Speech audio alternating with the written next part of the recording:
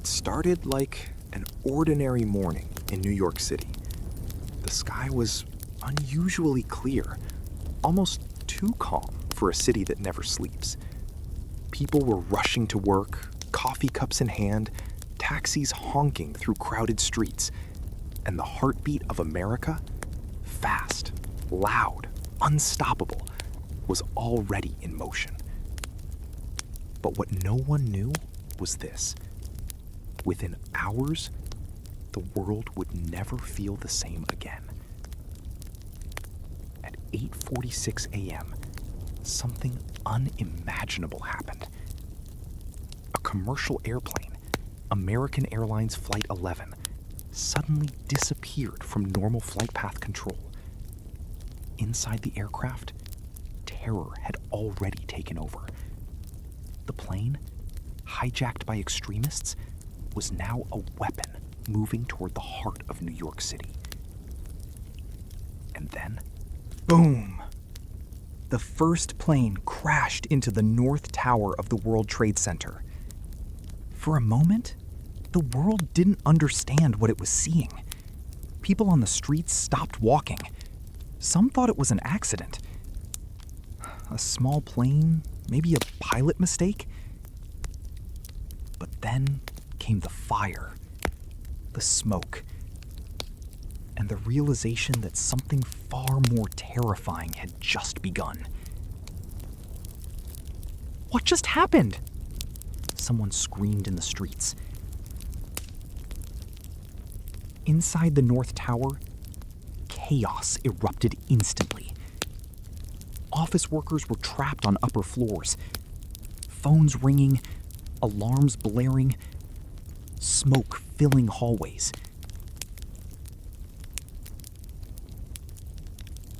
Within 17 minutes, the second strike changed everything. At 9:03 a.m., United Airlines Flight 175 slammed into the South Tower. This time, there was no doubt. This was not an accident. The second explosion was captured live on television.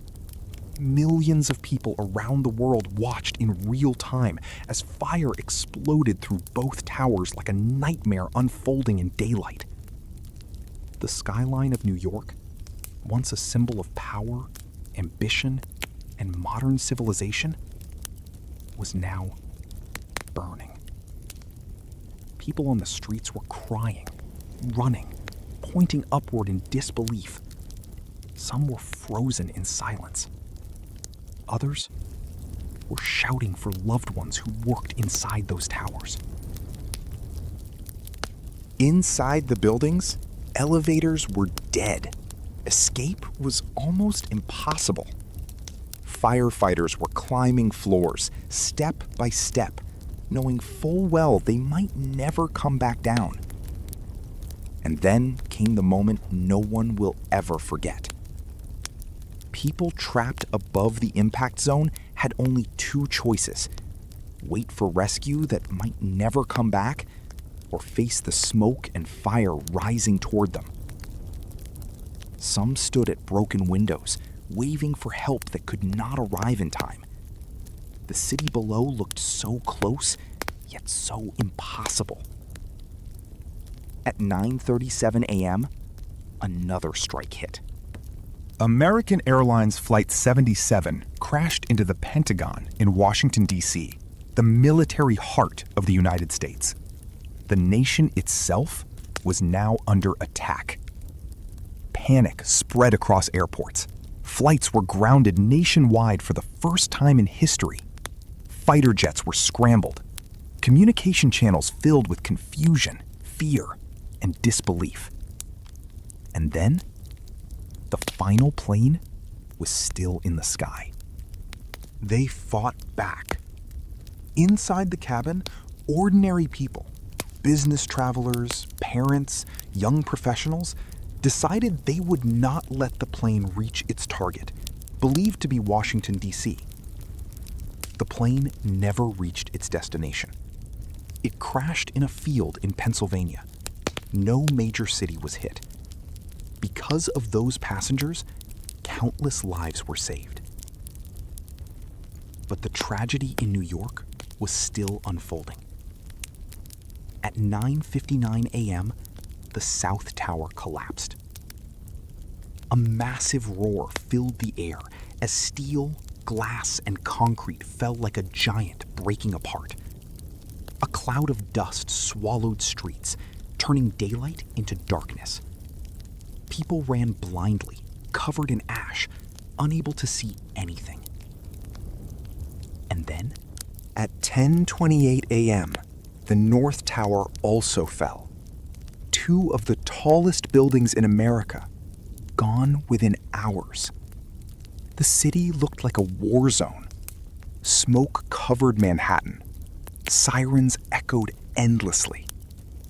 Dust settled on everything, like snow made of destruction. Firefighters kept searching the ruins even as everything around them collapsed. Many of them never made it out. In just 102 minutes, America had changed forever. Nearly 3,000 lives were lost that day. Families shattered. Children lost parents. Parents lost children.